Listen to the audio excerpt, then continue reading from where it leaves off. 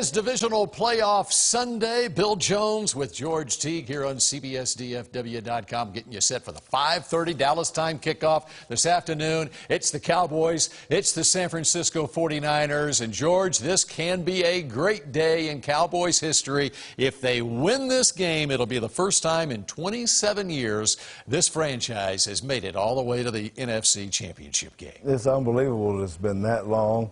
That we've actually been in the NFC Championship. Not to bring up bad memories for you 27 years ago, George. Well, yes, I was in this game, and I think there was a guy by the name of Jason Garrett who rained some bombs on us and caused me to lose the game. I was playing for the Green Bay Packers at the time, and, man, I'll tell you what, we wanted to beat Dallas Cowboys so bad, right, is what we're talking about. They beat us 2 years before in the divisional round.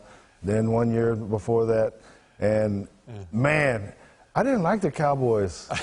But you like the Cowboys now, and you like the Cowboys' chances against the Niners today. Why do you like the Cowboys' chances? I love the Cowboys, everything about it, and I love our chances today because they do have some, listen, they're strong, they're fast, they're physical, but they do have some weaknesses. We can exploit them on the run with Tony Pollard, on the outside runs particularly.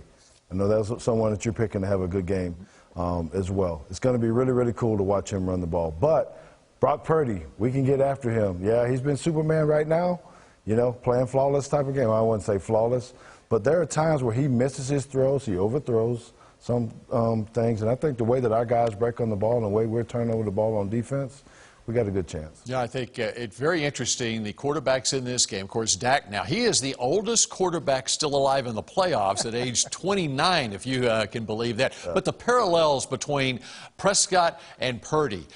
Dak, when you look back at his career at Mississippi State, he led Mississippi State to a #1 national ranking at one point in his college career, perhaps the best 3 or 4 years in Mississippi State football history. Brock Purdy had the same impact on the Iowa State program the last 4 years. These are two guys who were third-day draft picks. They got an opportunity to start as rookies in this league because of not one but two injuries to quarterbacks ahead of them on the depth chart. And, of course, Dak went 13-3, lost in the divisional round of the playoffs his rookie year. This is the divisional round for Brock Purdy, who is unbeaten as a starting quarterback after taking over for Jimmy Garoppolo. And, of course, Trey Lance was hurt early in the year. So, if he follows the same pattern, it's a loss for Purdy today. That's right. And there are amazing stories that you just gave about them. But I'm going to lean on Dak on this a little bit just because of experience. He's been in the playoffs. He's understanding the pressures. And there's a whole lot more pressure on Dak to try to perform after large contracts. Jerry Jones building a team around him in this. So it's going to be exciting to see. And, I just think that Dak has the upper hand in this game today. Let's dive into exactly what Dan Quinn needs to do to get that pressure on Brock Purdy, because when you look at the Niners on offense, they got a 10-time Pro Bowler, Trent Williams, at left tackle. They got a former first-round draft pick, Mike McGlinchey, at right tackle. They look like they're susceptible perhaps up the middle because they start 3 different first-year starters in the middle of that offensive line, and you've got a quarterback in Brock Purdy who's only 6'1". I'm wondering if you might see Micah Parsons looping in and coming up the middle, maybe Donovan Wilson on a safety blitz. There are different ways of getting to the quarterback, and Dan Quinn is going to be creative with his pass rushes too, I think. Dan Quinn is a mastermind of trying to find the matchups, particularly up front, being the defensive line type of minded guy. And so I do see that. I wouldn't be surprised if you actually see our defense mugging up on the line of scrimmage, showing 6 guys up there and letting them try to figure out who's actually going to come and make Purdy know where he needs to turn the protection to. Because if we can get some pressure up the middle on him, flush him out, you know, he likes to go left. It's unbelievable how many times he likes to go left. And then you have someone scraping around the edge, so running those ET type of things, man, you might fall into a sack.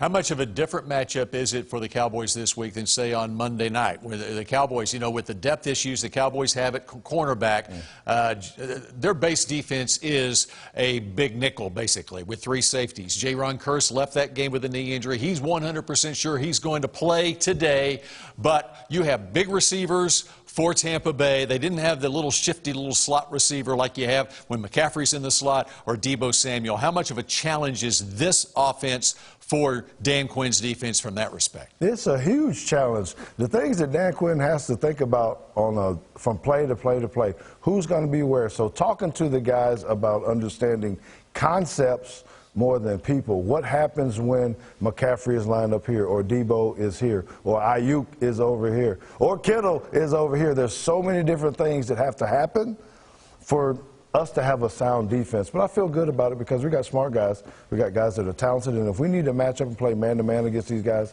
we can do that too. Well, and the tricky thing is they can keep the same personnel on the field and either run the football or throw the football. With Kyle Juszczyk at fullback, it's something that you don't see that often with 21 personnel on the field for the other team with that fullback who's a very versatile guy.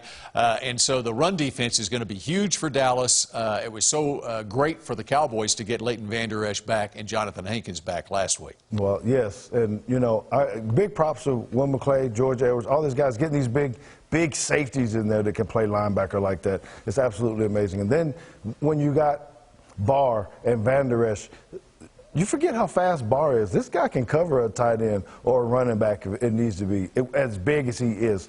So I'm intrigued about this matchup because you got two teams that are very well, they look like each other. They match up well, and now it's just going to be a matter of whose brains work the best between Kyle Shanahan and Dan Quinn. Well, and that's your pick to click, Dan Quinn. My pick to click for the Cowboys on offense is Tony Pollard. I think he is the answer. He is the Cowboys version of Christian McCaffrey. In the statistics that we showed on Cowboys game day this morning bear that out. Very similar stats when both are healthy. And when you look at last year's game, the Cowboys only gave the football 4 times to Tony Pollard. He's going to get a whole lot more touches in this game against San Francisco. Yeah, we have to. I hope that they got a whole little column on this sheet right down here that says Pollard, Pollard, Pollard, CD, Pollard, Schultz, something like that, because we need him to show up. He is too fast. He's too explosive. We got to use him in the same ways. Get him on some screens, set him outside, throwing the ball, whatever we got to do to get the ball in Tony Pollard's hands, because he makes a big difference.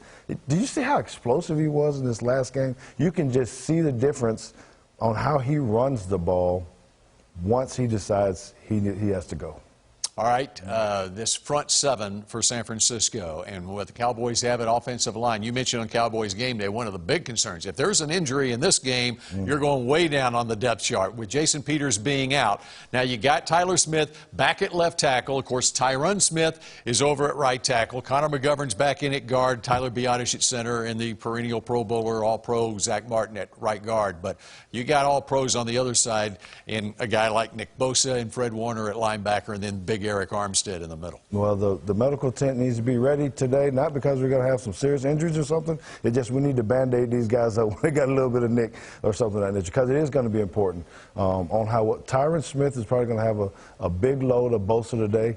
Now, he's future Hall of Famer. He can handle that stuff, but you got the pressures of him, Armstead, you know, just relentless effort all the time. So it's going to be important how Dak uses his legs to move in the pocket or buy some extra time, or to release the ball on time, because they like to play a lot of zone behind those front 4 coming. This Cowboys-49ers playoff rivalry has been so good through the years. And you go back over 50 years ago, George, the Cowboys were playing the Niners in the conference championship games back in the 70s when the Cowboys first went to the Super Bowl in 1970 and first won the Super Bowl in 1971.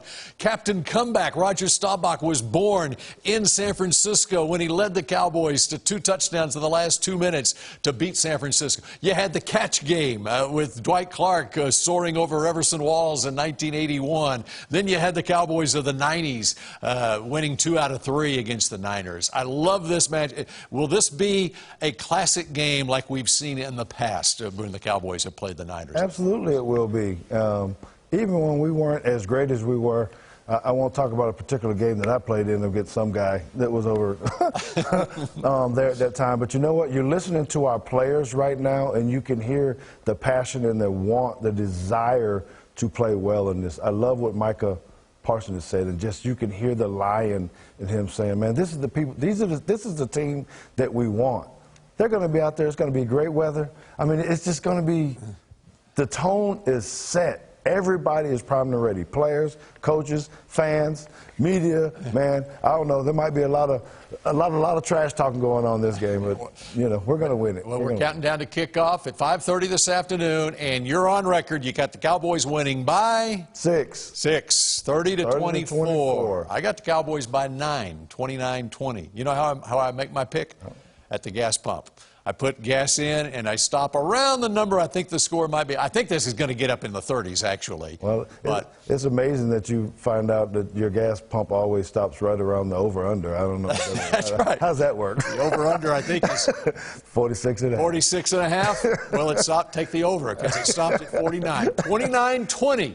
The Cowboys win over the Niners. For George Teague, I'm Bill Jones. Enjoy the game, and we will chat at you tonight at 10 on CBS 11 News as we look forward to the Cowboys going to the NFC Championship game for the first time in 27 years. Let's do it.